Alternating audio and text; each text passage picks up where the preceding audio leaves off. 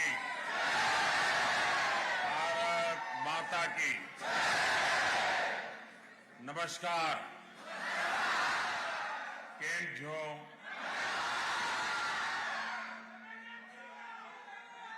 वणक्कम। सत श्री अकाल। जिन दोबरे।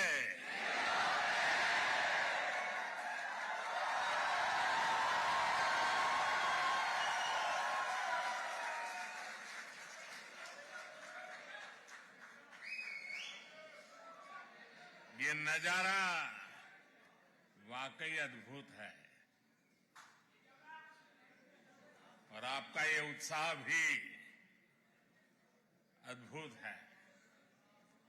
मैं जब से यहां पैर रखा है, आप थकते ही नहीं है। आप सभी पोलैंड के अलग अलग हिस्सों से आए हैं। सबकी अलग अलग भाषाएं हैं, बोलियां हैं, खान पान है, लेकिन सब भारतीयता के भाव से जुड़े हुए हैं।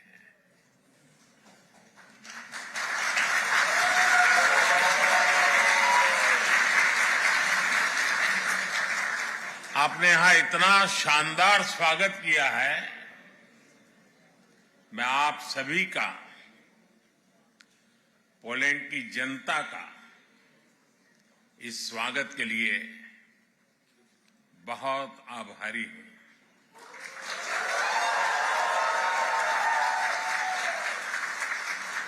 साथियों, पिछले एक हफ्ते से भारत के मीडिया में आप ही लोग छाए हुए हैं।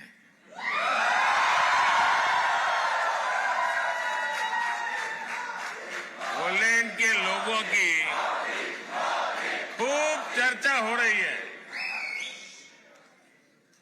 और पोलैंड के विषय में भी बहुत कुछ बताया जा रहा है।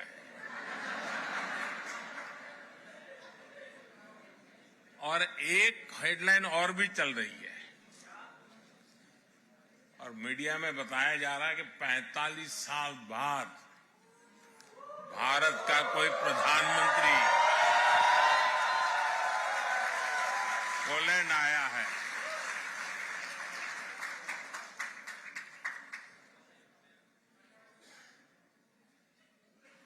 बहुत सारे अच्छे काम मेरे नसीब में ही है।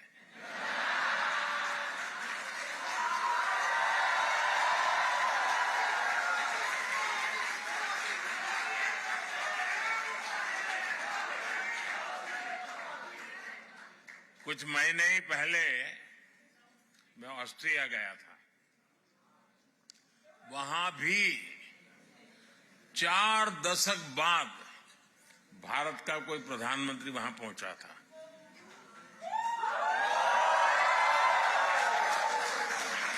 ऐसे कई देश हैं जहां दशकों तक भारत का कोई प्रधानमंत्री पहुंचा नहीं है।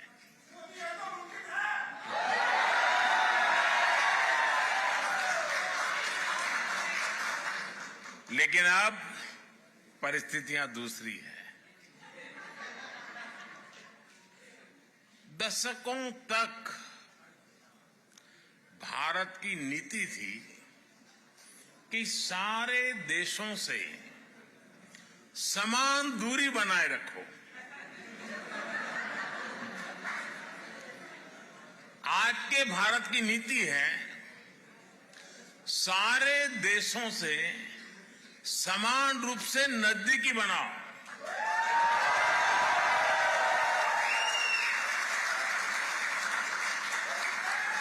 आज का भारत सबसे जुड़ना चाहता है। आज का भारत सबके विकास की बात करता है। आज का भारत सबके साथ है, सबके हित की सोचता है।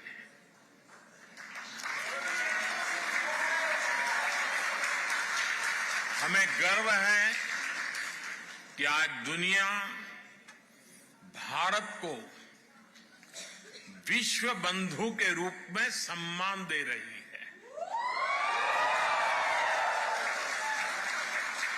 आपको भी यहां यही अनुभव आ रहा है ना? मेरी जानकारी सही है ना? साथियों, हमारे लिए ये जियो पॉलिटिक्स का नहीं है, बल्कि संस्कारों का, वैल्यूज का विषय है। जिनको कहीं जगह नहीं मिली, उनको भारत ने अपने दिल और अपनी जमीन दोनों जगह स्थान दिया है।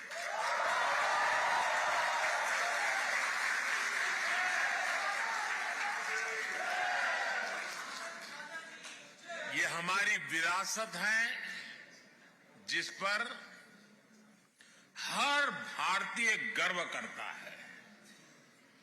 पोलैंड तो भारत के इस सनातन भाव का साक्षी रहा है।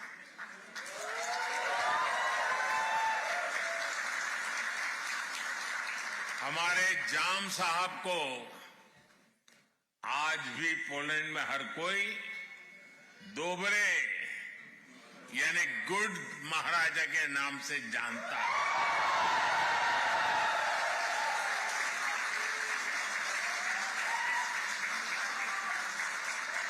वर्ल्ड वॉर II के दौरान जब पोलैंड मुश्किलों से घिरा हुआ था, जब पोलैंड की हजारों महिलाएं और बच्चे शरण के लिए जगह जगह भटकते थे, तब जाम साहब, दिग्विजय सिंह, रंजीत सिंह जाडेजा जी आगे आए।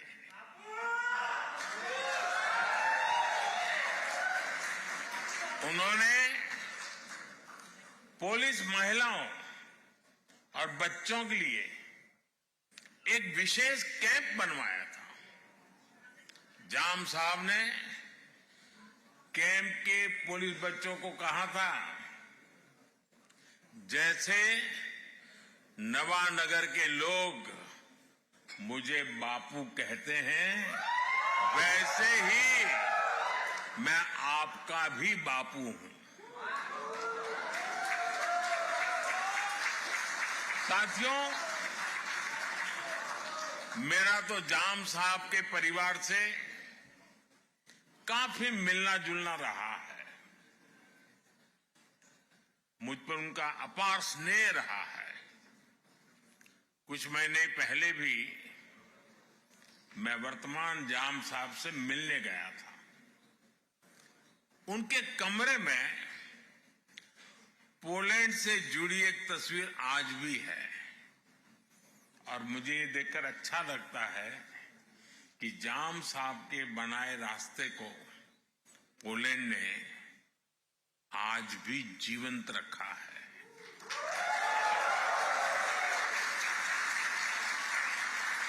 दो दशक पहले जब गुजरात में भीषण भूकंप आया था, तो जामनगर भी उसकी चपेट में आ गया था। तब पोलैंड सबसे पहले मदद के लिए पहुंचने वाले देशों में से एक था।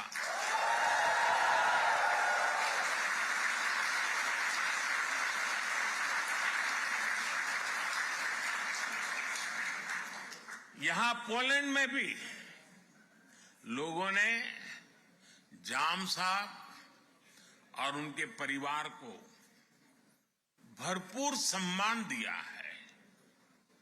ये प्यार वॉर्सो में गुड महाराजा स्क्वायर में साफ साफ दिखता है। कुछ देर पहले मुझे भी दोबरे महाराजा मेमोरियल और कोल्हापुर मेमोरियल के दर्शन का सौभाग्य मिला है। इस अविस्मरणीय घड़ी में मैं एक जानकारी भी आपको देना चाहता हूं। भारत जाम साहब मेमोरियल यूथ एक्सचेंज प्रोग्राम शुरू करने जा रहा है।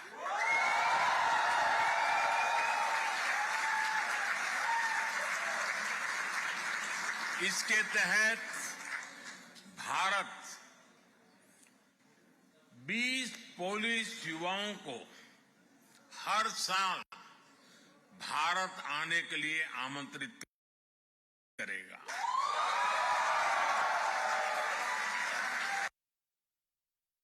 ट्रिब्यूट है।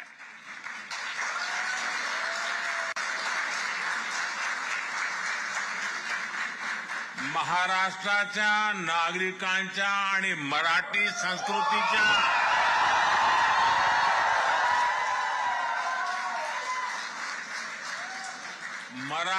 संस्कृतीच्या प्रती पोलंडचे नागरिकांनी व्यक्त केलेला हा सन्मान आहे।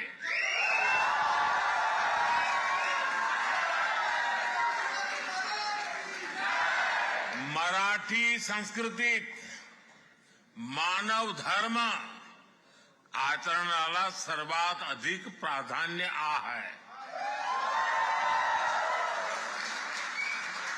छत्रपति शिवाजी महाराज की प्रेरणा से कोल्हापुर की रॉयल फैमिली ने वलीवड़े में पोलैंड की महिलाओं और बच्चों को शरण दी थी। वहां भी एक बहुत बड़ा कैंप बनाया गया था। पोलैंड की महिलाओं और बच्चों को कोई तकलीफ ना हो, इसके लिए महाराष्ट्र के लोगों ने दिन रात एक कर दिया था। साथियों, आज ही मुझे मोंटे कैसिनो मेमोरियल पर भी श्रद्धांजलि देने का अवसर मिला है। ये मेमोरियल हजारों भारतीय सैनिकों के बलिदान को भी उनकी भी याद दिलाता है। ये इस बात का भी प्रमाण है कि कैसे विश्व के हर कोने में भारतीयों ने अपना कर्तव्य निभाया है। साथियों, 21वीं सदी का आज का भारत अपनी पुरानी वैल्यूज, अपनी विरासत पर गर्व करते हुए विकास के रास्ते पर आगे बढ़ रहा है।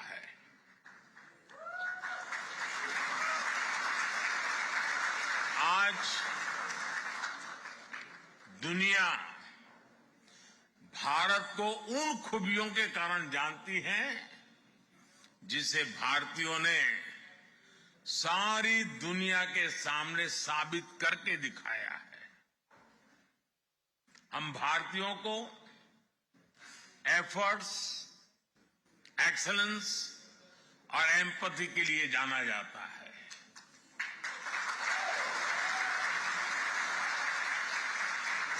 हम दुनिया में जहां भी जाते हैं, हम भारत के लोग मैक्सिमम एफर्ट्स करते दिखाई देते हैं।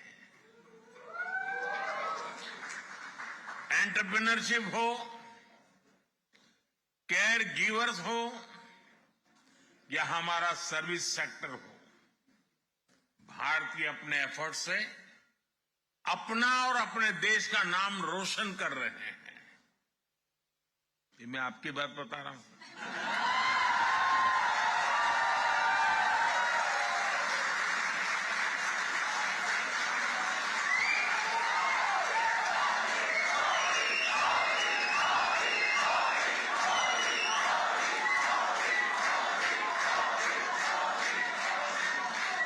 आपको लगता होगा कि मैं किसी तीसरे देश की बात कर रहा हूं।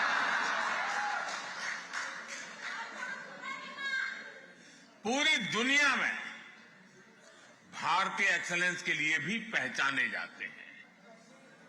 आईटी सेक्टर हो या भारत के डॉक्टर्स हो, सभी अपने एक्सीलेंस से छाए हुए हैं।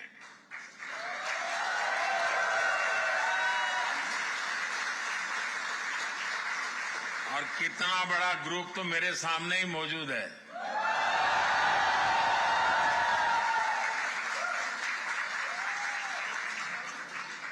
साथियों, हम भारतीयों की एक पहचान एम्पैथी भी है। दुनिया के किसी देश में संकट आए, भारत पहला देश होता है जो मदद के लिए हाथ बढ़ाता है।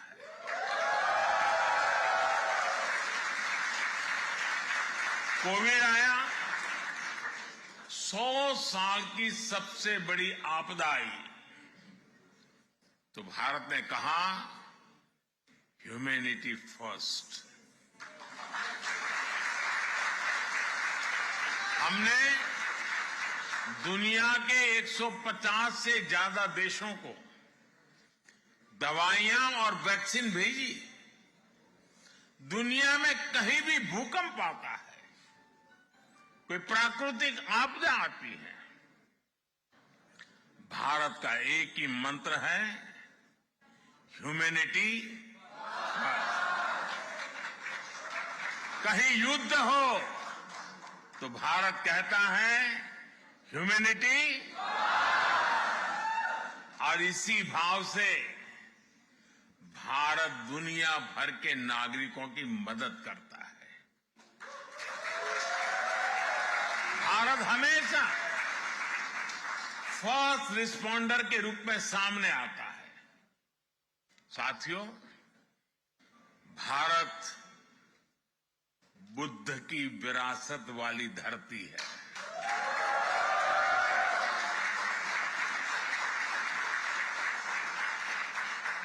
और जब बुद्ध की बात आती है तो जो युद्ध नहीं, शांति पर विश्वास करती है।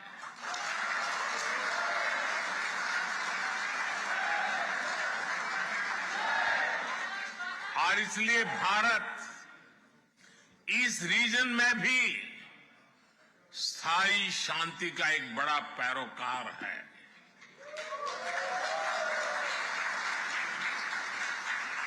भारत का मत एकदम साफ है, ये युद्ध का युग नहीं है।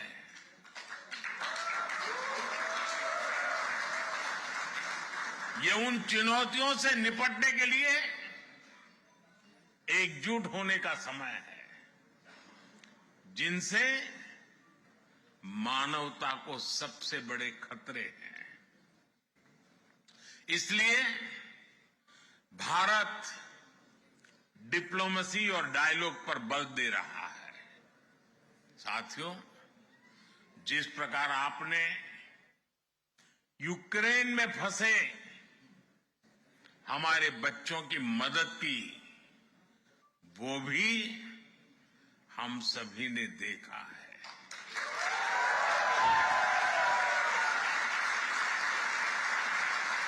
आपने उनकी बहुत सेवा की थी। आपने लंगर लगाए, आपने अपने घर के दरवाजे खोले, अपने रेस्तरां खोल दिए।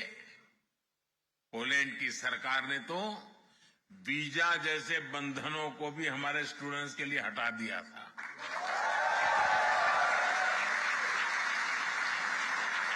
यानी पोलैंड ने पूरे मन से हमारे बच्चों के लिए दरवाजे खोल दिए थे। आज भी जब मैं यूक्रेन से लौटे बच्चों से मिलता हूं तो वे पोलैंड के लोगों की और आपकी खूब प्रशंसा करते हैं।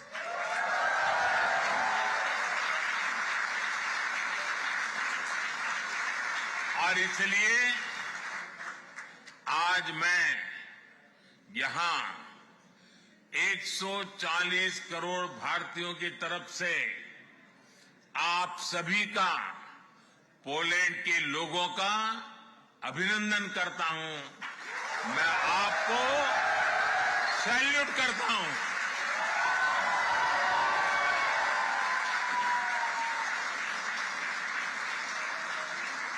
साथियों, भारत भारत और पोलैंड के समाज में अनेक समानताएं हैं। एक बड़ी समानता हमारी डेमोक्रेसी की भी है। भारत मदर ऑफ डेमोक्रेसी तो है ही, एक पार्टिसिपेटिव और वाइब्रेंट डेमोक्रेसी भी है।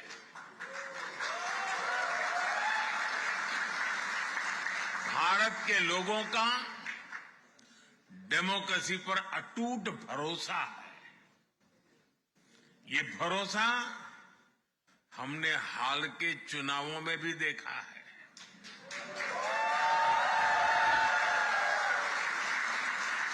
ये इतिहास के सबसे बड़े चुनाव थे। अभी यूरोपियन यूनियन के भी चुनाव हुए हैं। इसमें करीब 180 मिलियन वोटर्स ने वोट डाले। भारत ने इसे 3 गुना से अधिक, करीब 640 मिलियन वोटर्स ने वोटिंग की है।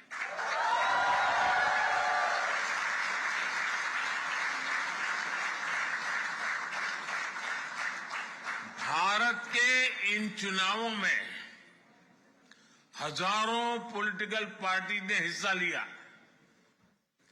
करीब 8,000 कैंडिडेट्स मैदान में थे। 5 मिलियन से ज्यादा वोटिंग मशीन्स, 1 मिलियन से ज्यादा पोलिंग स्टेशंस, 15 मिलियन से ज्यादा कर्मचारी। इस स्केल का मैनेजमेंट, इतनी एफिशिएंसी और चुनाव पर इस लेवल का ट्रस्ट, ये भारत की बहुत बड़ी ताकत है।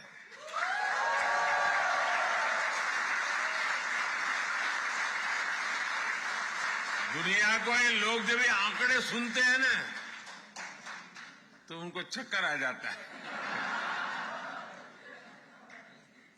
साथियों, हम भारतीय डायवर्सिटी को जीना भी जानते हैं, सेलिब्रेट करना भी जानते हैं। और इसीलिए हर सोसाइटी में हम आसानी से घुल मिल जाते हैं।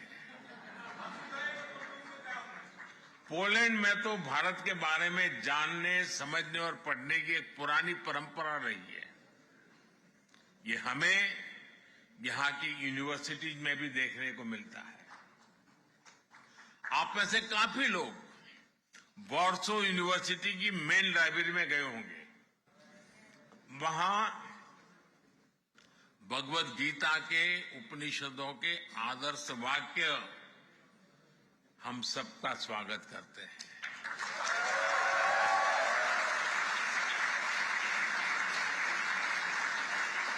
तमिल हो, संस्कृत हो, ऐसी अनेक भारतीय भाषाओं को पढ़ने वाले यहां अनेक लोग हैं।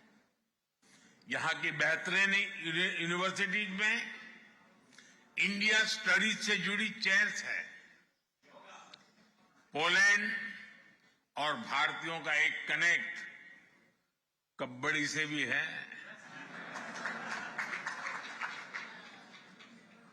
आप भी जानते हैं, भारत में गांव-गांव में कबड्डी खेली जाती है। भारत से ये खेल पोलैंड पहुंचा है और पोलैंड के लोगों ने कबड्डी को नई ऊंचाई पर पहुंचा दिया है।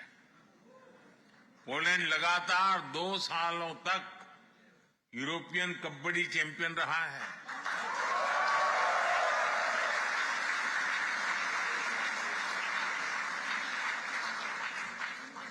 मुझे बताया गया है कि 24 अगस्त से एक बार फिर कबड्डी की चैंपियनशिप होने जा रही है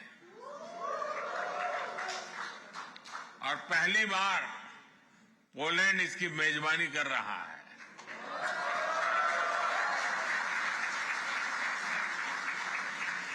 मैं आज आपके माध्यम से पोलैंड की कबड्डी टीम को अपनी शुभकामनाएं भी देता हूं। साथियों, आपने कुछ दिन पहले ही यहां आजादी का उत्सव मनाया है। आजादी के आंदोलन के समय हमारे स्वतंत्रता सेनानियों ने समृद्ध भारत का सपना देखा था। आज हर भारतीय उस सपने को साकार करने के लिए जी तोड़ मेहनत कर रहा है। भारत ने लक्ष्य तय किया है कि 2047 तक खुद को भारत, विकसित भारत बनाने का संकल्प लेकर के हमारा देश आगे बढ़ा।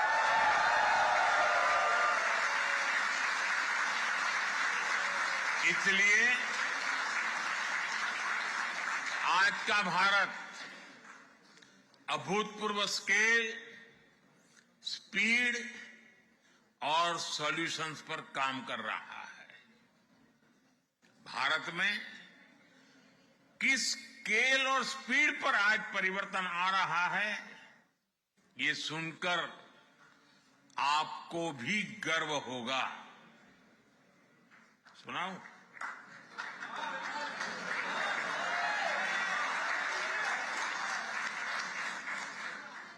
भारत में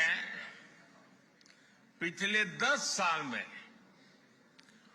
250 मिलियन लोग गरीबी से बाहर निकले हैं।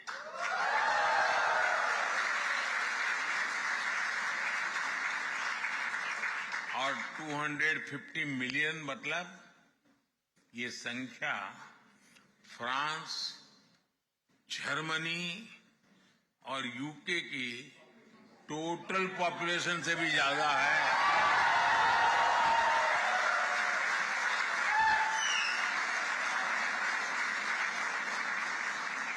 दस साल में गरीबों के लिए 40 मिलियन पक्के घर बनाए हैं और हम 30 मिलियन और घर बनाने वाले हैं। और अगर पोलैंड में आज 14 मिलियन हाउस होल्ड है तो हमने सिर्फ एक दशक में करीब 3 नए पोलैंड बसाए हैं।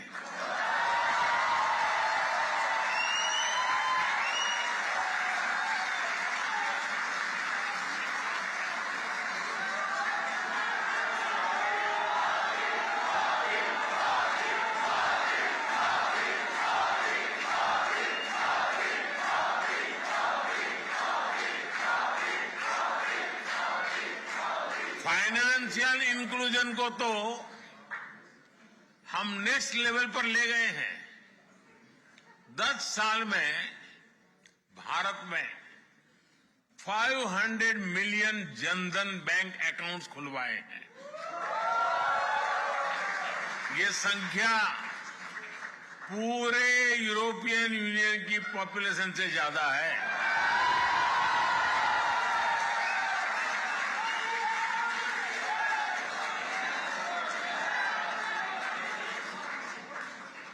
यूरोपियन यूनियन की पॉपुलेशन के बराबर ही हर रोज भारत में यूपीआई से डिजिटल ट्रांजैक्शन होता है।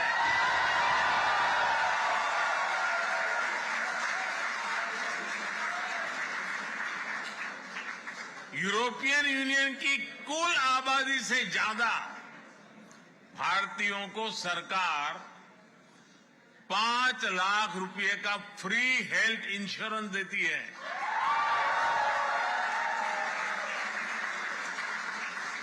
पिछले एक दशक में भारत में ब्रॉडबैंड यूजर्स की संख्या भी 60 मिलियन से बढ़कर 940 मिलियन से ज्यादा हो चुकी है।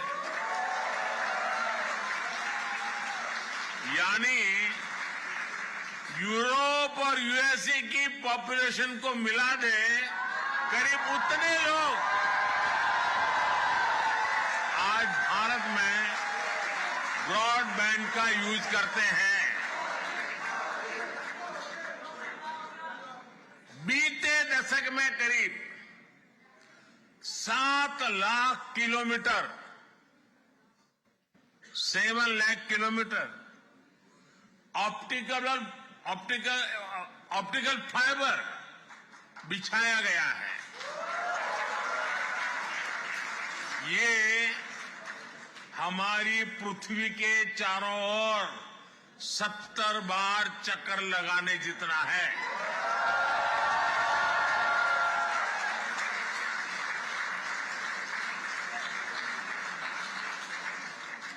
भारत ने 2 साल के भीतर ही देश के हर जिले तक 5G नेटवर्क पहुंचाया है। अब हम made in India 6G network पर काम कर रहे हैं।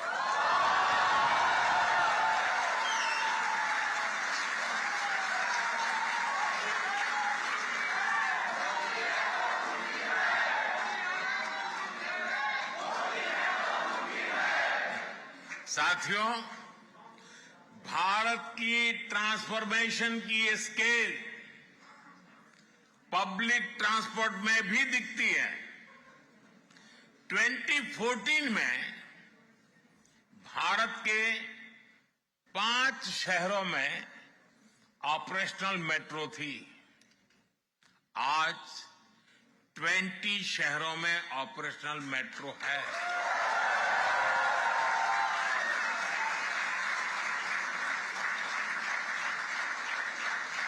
पोलैंड की 1/3 पॉपुलेशन जितने लोग आज रोजाना मेट्रो ट्रेन से सफर करते हैं।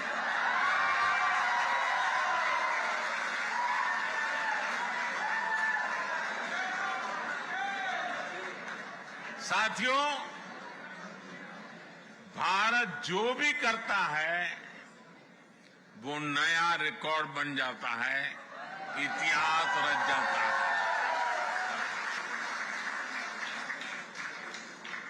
आपने देखा है भारत ने 100 से ज्यादा सैटेलाइट एक साथ लॉन्च किए थे।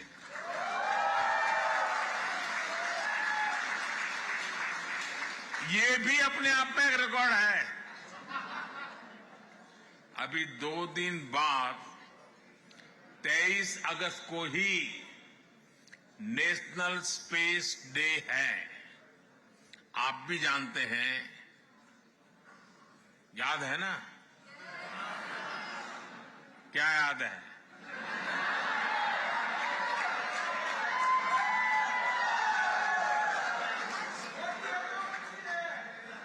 इसी दिन भारत ने चंद्रमा के साउथ पोल में अपना चंद्रयान उतारा।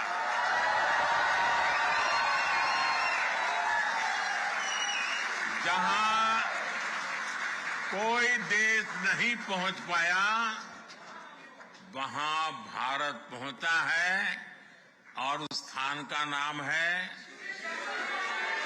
उस स्थान का नाम है, उस स्थान का नाम है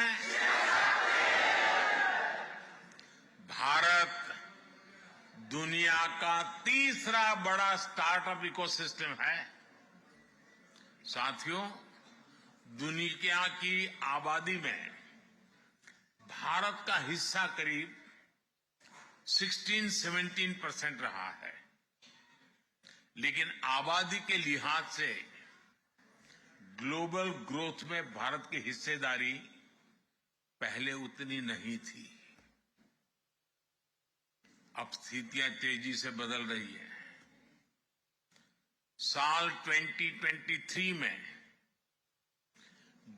ग्लोबल ग्रोथ में भारत की हिस्सेदारी 16% से अधिक रही है।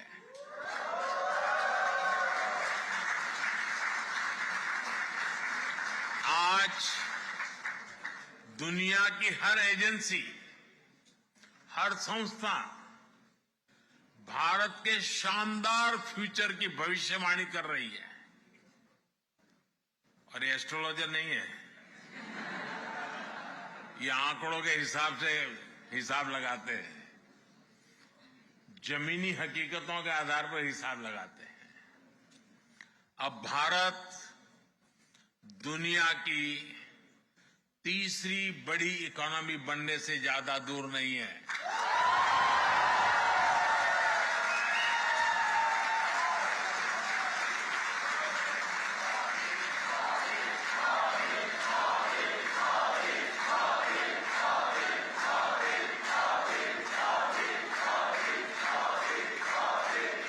मैंने देश की जनता को वादा किया है, मेरे तीसरे टर्म में भारत तीसरे नंबर की इकोनॉमी बन के रहेगा।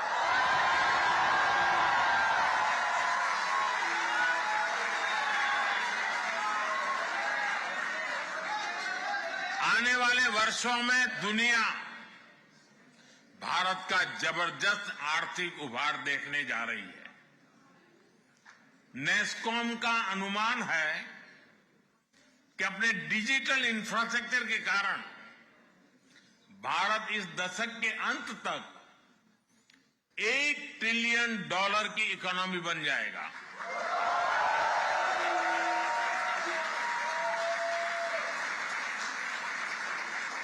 नेस्कॉम और बोस्टन कंसल्टिंग ग्रुप का आकलन है कि आने वाले 3-4 साल तक भारत का एआई मार्केट करीब 30-35% की स्पीड से ग्रो करेगा।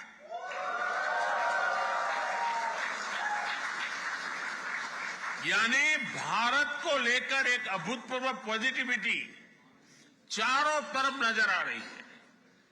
आज Bharat semiconductor mission, deep ocean mission, national green hydrogen mission, national quantum mission और एआई मिशन पर इसलिए काम कर रहा है ताकि आने वाले अनेक दशकों तक भारत बहुत आगे रहे।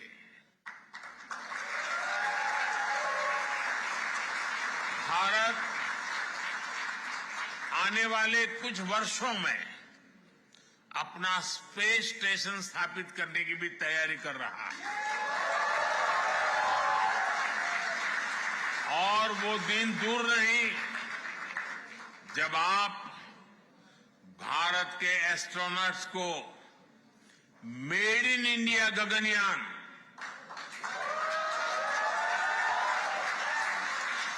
मेड इन इंडिया गगनयान से अंतरिक्ष में जाते हुए देखेंगे। साथियों, भारत का पूरा फोकस आज क्वालिटी मैन्युफैक्चरिंग और क्वालिटी मैन पावर पर है। ये दो ऐसी चीजें हैं जो ग्लोबल सप्लाई चेन के लिए बहुत आवश्यक है। हाल में जो बजट आया है उसमें हमने अपने यूथ की स्किलिंग और जॉब क्रिएशन पर बहुत जोर दिया है। यहां बहुत बड़ी संख्या में हमारे नौजवान पढ़ाई के लिए आए हैं। हम भारत को भी एजुकेशन, रिसर्च और इनोवेशन का एक बहुत बड़ा सेंटर बनाने में जुटे हैं। साथियों, टेक्नोलॉजी हो, मेडिकल केयर हो, एजुकेशन हो, हर सेक्टर में दुनिया के लिए एक स्किल्ड मैन पावर बनाने का बीड़ा भारत ने उठाया है। मैं आपको हेल्थ सेक्टर का एक उदाहरण दूंगा। पिछले 10 सालों में हमने भारत में 300 से ज्यादा नए मेडिकल कॉलेज बनाए। पिछले 10 साल में भारत में मेडिकल सीट्स बढ़कर अब 2 गुनी हो चुकी है। 10 साल में डबल। इन 10 सालों में हमने अपने मेडिकल सिस्टम में 75,000 नई सीटें जोड़ी है।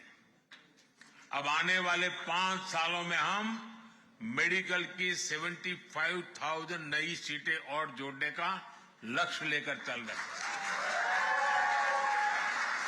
इससे क्वालिटी हेल्थ सर्विस प्रोवाइडर के रूप में भारत की भूमिका और मजबूत होगी। और हमारा तो दुनिया को एक ही संदेश है, वो दिन दूर नहीं, हम कहेंगे हील इन इंडिया।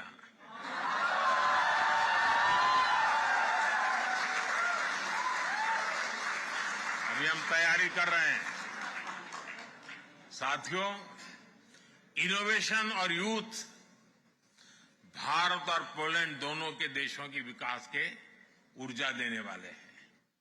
आज मैं एक बड़ी खुशखबरी लेकर आपके बीच आया हूं। भारत और पोलैंड दोनों देशों ने आपस में एक सोशल सिक्योरिटी एग्रीमेंट पर सहमति बना ली है।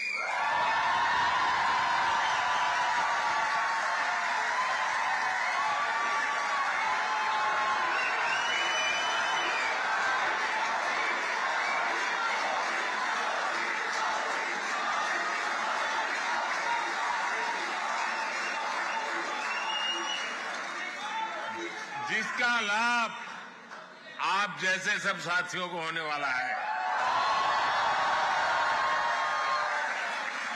साथियों, भारत का विजन ग्लोबल है। भारत का विजन ग्लोबल है। भारत का कल्चर ग्लोबल है। केयर और कंपैशन ग्लोबल है।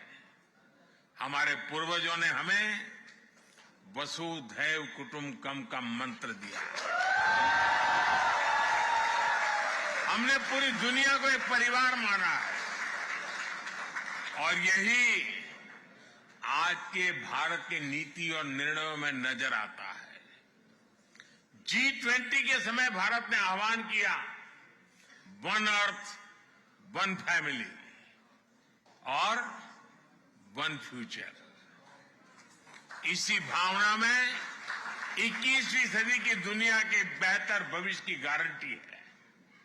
भारत वन सन, वन वर्ल्ड, वन ग्रिड के कंसेप्ट से दुनिया को जोड़ना चाहता है।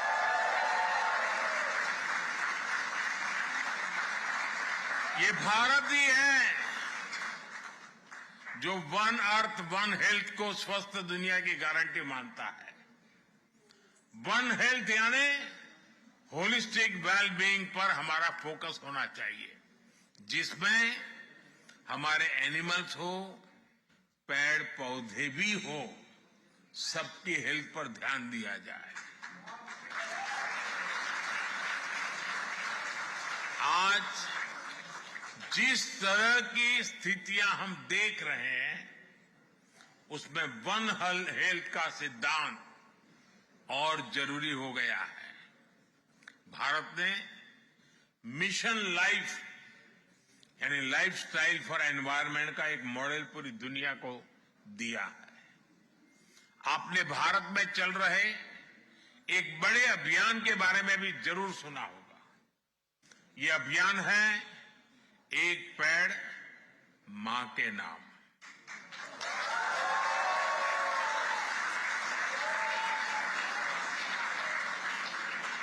करोड़ों भारतवासी आज अपनी जन्मदाता मां के नाम पर पेड़ लगा रहे हैं और इससे धरती मां की भी रक्षा हो रही है। साथियों, इकोनॉमी और इकोलॉजी में बैलेंस आज भारत की प्राथमिकता है। ये भारत ही है जो डेवलप्ड नेशन और नेट जीरो नेशन, ये दोनों संकल्प एक साथ लेकर आगे बढ़ रहा है। भारत ग्रीन फ्यूचर के लिए 360 डिग्री अप्रोच पर काम कर रहा है। ग्रीन मोबिलिटी इसका एक बड़ा उदाहरण है। हम पेट्रोल में 20% इथेनॉल ब्लेंडिंग के बहुत निकट पहुंच चुके हैं। भारत आज तेज गति से इलेक्ट्रिक मोबिलिटी का विस्तार कर रहा है। आज भारत में इलेक्ट्रिक व्हीकल की सेल हर साल तेजी से बढ़ रही है। पिछले वर्ष ईवीज की बिक्री में 40% से ज्यादा की ग्रोथ हुई है। वो दिन दूर नहीं जब भारत ईवी मैन्युफैक्चरिंग और इनोवेशन का ग्लोबल सेंटर बनेगा। आने वाले समय में आप भारत को ग्रीन हाइड्रोजन के भी बड़े ग्लोबल हब के रूप में देखने वाले हैं। साथियों, मुझे खुशी है कि न्यू टेक्नोलॉजी और क्लीन एनर्जी जैसे क्षेत्रों में भारत और पोलैंड के बीच भी पार्टनरशिप लगातार बढ़ रही है। बहुत सी भारतीय कंपनियों ने यहां इन्वेस्ट किया है, जॉब्स क्रिएट की हैं। पोलैंड की अनेक कंपनियों ने भारत में अवसर बनाए हैं। कल मेरी मुलाकात राष्ट्रपति डूडा जी और प्रधानमंत्री टूस्डी से भी होने वाली है। इन मुलाकातों से भारत पोलैंड की शानदार साझेदारी और मजबूत होने वाली है।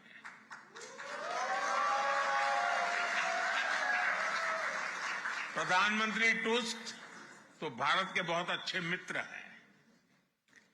जब वे यूरोपियन काउंसिल के अध्यक्ष थे तब भी मेरी कई बार उनसे मुलाकात हो चुकी है। साथियों, आज का भारत एक स्वर, एक भाव से एक विकसित भविष्य लिखने में जुटा है। आज भारत अवसरों की धरती है। आपको भी भारत की ग्रोथ स्टोरी से अधिक जुड़ना है और आपको भारत के टूरिज्म का ब्रांड एम्बेसडर भी बनना है।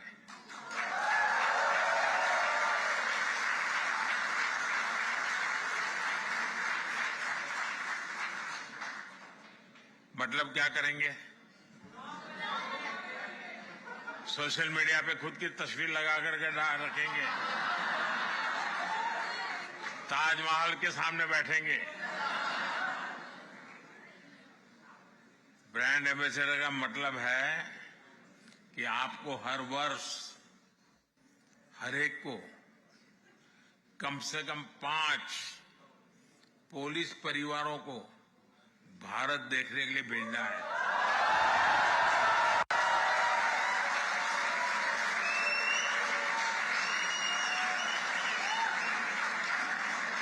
करेंगे? इतना तो होमवर्क देना चाहिए ना मुझे।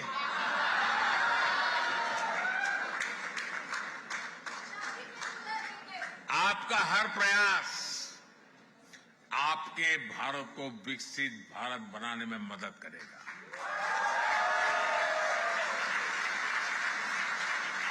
साथियों, एक बार फिर यहां आने के लिए, इस शानदार स्वागत के लिए मैं आप सभी का आभार व्यक्त करता हूं। मेरे साथ बोलिए, भारत माता की, भारत माता की, भारत माता की। बहुत बहुत धन्यवाद।